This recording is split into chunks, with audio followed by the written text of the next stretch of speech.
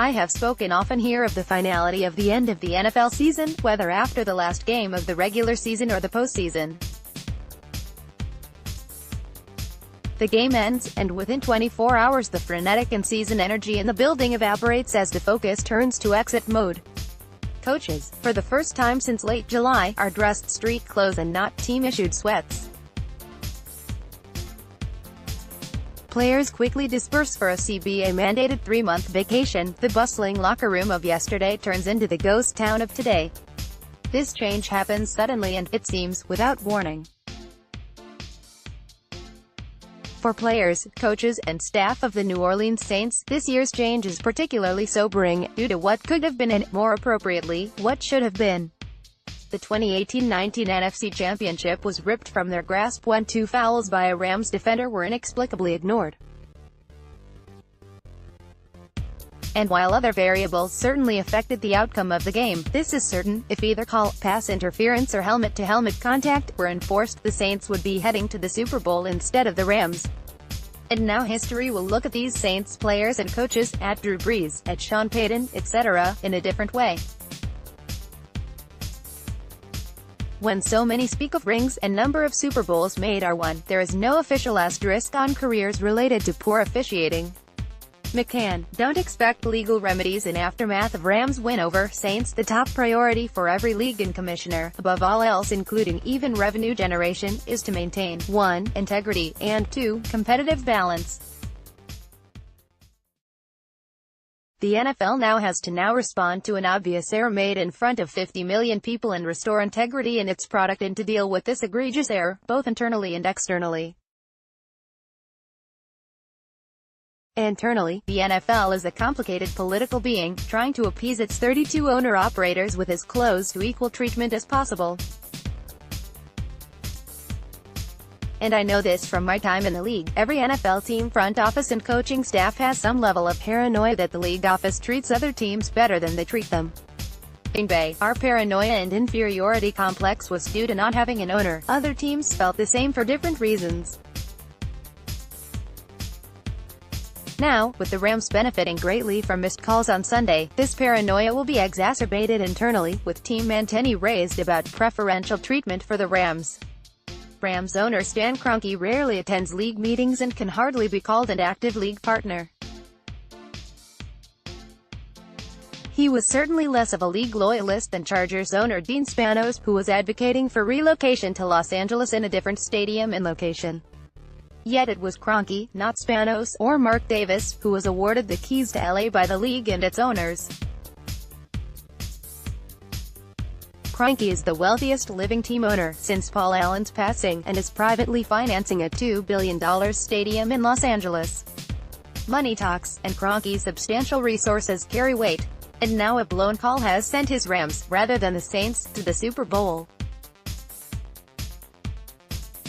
Connecting those dots, of course, is perception more than reality, but perception matters. Baskin, Saints left in a state of disbelief after missed call ends magical season. Externally, even casual NFL fans, the ones who tune in this time of year only, are seeing the replay of the non-calls on loop and have to wonder what the NFL, however, knows there is always a new news cycle to dissipate whatever crisis may be in the news. And lucky for the league, the discussion has already turned to the Super Bowl, Tom Brady, Bill Belichick, Sean McVay, etc. It is not a good look for the league. And in a world of real problems, this problem, for the NFL, is really one of perception more than true consequences, except for the Saints. And although this error may be the most egregious we have seen this movie before. We'll hear about the league looking into rule changes and further replay, perhaps even for pass interference calls or non-calls. However, when the competition committee gathers in a conference room of a ritzy hotel in Florida or Arizona in March, the emotion of the moment is long gone. The problem, so fresh in January, is now a memory being dealt with in a sterile environment in March, with the discussion standing between the group and a beach, sunshine and good food.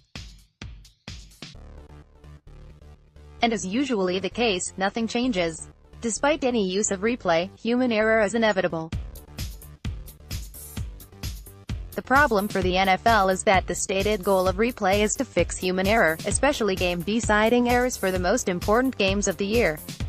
But when these errors do not involve turnovers or touchdowns and involve non-reviewable actions, what can be done? One clear answer is an upgrade in technology and innovation. On Sunday night, after watching all the NFL highlights, I switched channels to the Australian Open tennis tournament. There, as with all the major tennis tournaments, players could challenge a line call-in. Within seconds, the umpire, player, crowd and television audience all know if the ball was in or out with microscopic certainty. Technology and innovation have overcome human error. A trained line judge's call, within seconds. The difference in timing of replay from one sport to another was striking. Yes, I realize NFL officiating is more complicated than ball placement, which, by the way, still has antiquated methods of determination, but what exactly could not be improved with advanced technology? Why couldn't the NFL have a way, through technology that is certainly available, to determine if there was contact with a receiver prior to the ball arriving? Could not some sort of chip in the ball or the player's shoulder pads be used to overcome human error? Or, how difficult would it be to install replay for pass interference? The NFL rightfully toots its own horn about advances in safety, in data and, yes, in technology. We see what are essentially NFL infomercials about how fast and far balls travel, how fast and far players run, the amount of force involved in collisions, and more. Surely if the NFL could determine this, they could determine if player contact was made before the ball arrived. Cost is certainly not an issue. As for the inevitable question about timing and holding up the flow of the game, I revert back to tennis. It can be done in seconds. The NFL sometimes cannot get out of its own way and delays on replay. It takes college officials seconds to change a call without looking under a hood. The NFL can do better. Answer this: what is the most innovative technological addition to the NFL product we have seen in recent years? The pylon cam, perhaps? Despite the yellow line, first downs are still determined by the referee's subjective judgment from 20 yards away from the ball, affirmed or denied by a chain held by two guys with sticks. For the clout and resources that the NFL has, it appears woefully behind in matching advances in technology with its product. And with annual revenues approaching $15 billion per year, the lack of innovative technology appears at best a lack of forward thinking and, at worst, negligent. The NFL is certainly not ignorant to the changes in consumer demand. It knows its biggest challenge to maintain its prosperity and popularity, attracting and maintaining younger viewers. Legalized gambling and more interactive use of data will help, as well as having fewer commercial breaks, as consumers will not continue to sit through a 200-minute product for 11 minutes of action. Related to this and beyond it, the NFL must purposefully embrace technology. They have already made deals with digital media giants Yahoo, Twitter and Amazon, and we expect the same with Google, Facebook, YouTube, and others. The key question for the league is beyond revenue generation for media deals. Can these partners provide a value add to produce a superior product technologically? If so, the NFL will continue its dominance. If not, the NFL will not recede into the background, but it will lose a younger demographic.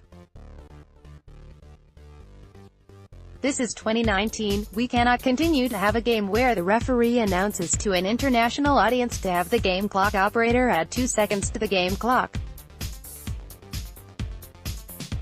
The league's popularity and integrity, as well as team and player legacies, depend on it.